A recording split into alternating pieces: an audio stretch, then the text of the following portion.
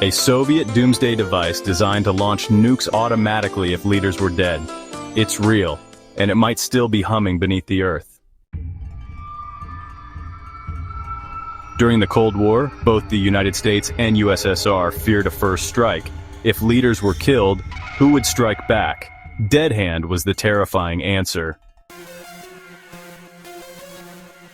Known as Perimeter, the system was built to detect a nuclear attack and automatically launch a full retaliatory strike, no human required. Dead Hand was a computer-driven system wired to seismic, radiation, and communication sensors to decide when nuclear war had begun. If it detected incoming nukes and, no orders came from Moscow, it would launch what they called command missiles to signal silos all across Russia to fire. These special missiles didn't actually carry bombs, they carried codes. Once airborne, they'd tell silos, subs, and mobile units to, launch. The system waited for a confirmation signal from top leadership. No signal? Then Dead Hand acted on its own. Soviet leaders were terrified of a US decapitation strike, basically a strike that would kill command before they could respond.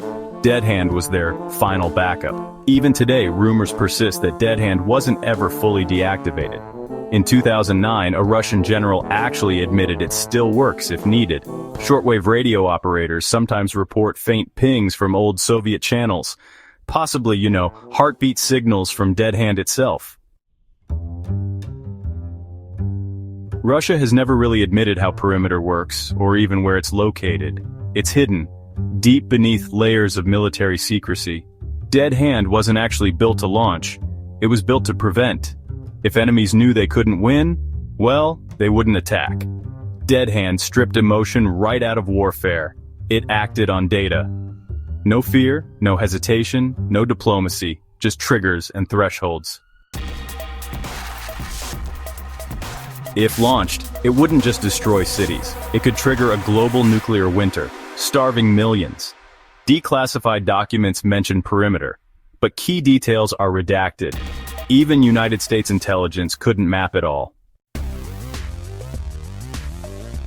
The United States debated whether it was real or just a bluff, but officials acted like it could be real, because if it was, it meant total annihilation, power backup, redundant systems, command overrides.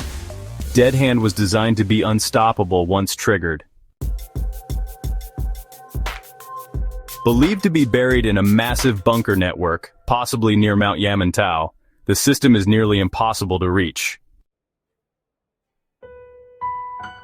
If everything else failed, command, comms, leadership, Dead Hand would rise as the final voice of the Soviet Union.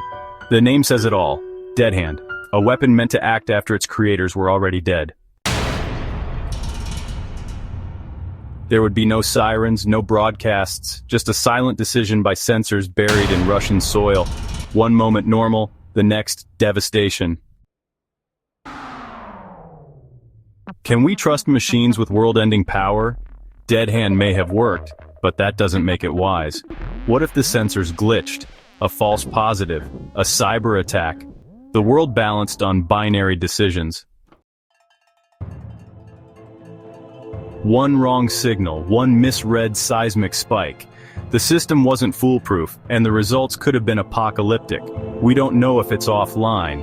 Russia won't say, but whispers suggest it's still active, quietly watching, quietly waiting. As AI grows, the line between human command and machine response keeps blurring. Dead Hand was just the beginning. Perimeter wasn't just about defense, it was a grim reminder of what fear builds when logic breaks. Hobbyists still listen for those pings, strange radio noises, old frequencies. Could they be echoes from Dead Hand's heart? Dead Hand never needed to launch, but its silence speaks louder than words. It's a silence that watches, that waits. In today's world of drones, cyber warfare, and artificial intelligence, Dead Hand feels more like prophecy than history.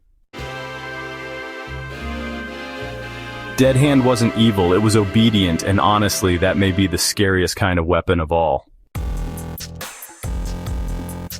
Some believe parts of Perimeter were built into civilian infrastructure, cloaked as harmless Soviet tech.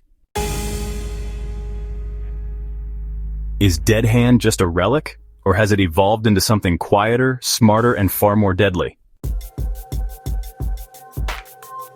If no one's left to push the button and it still launches anyway, was the system ever really ours to begin with?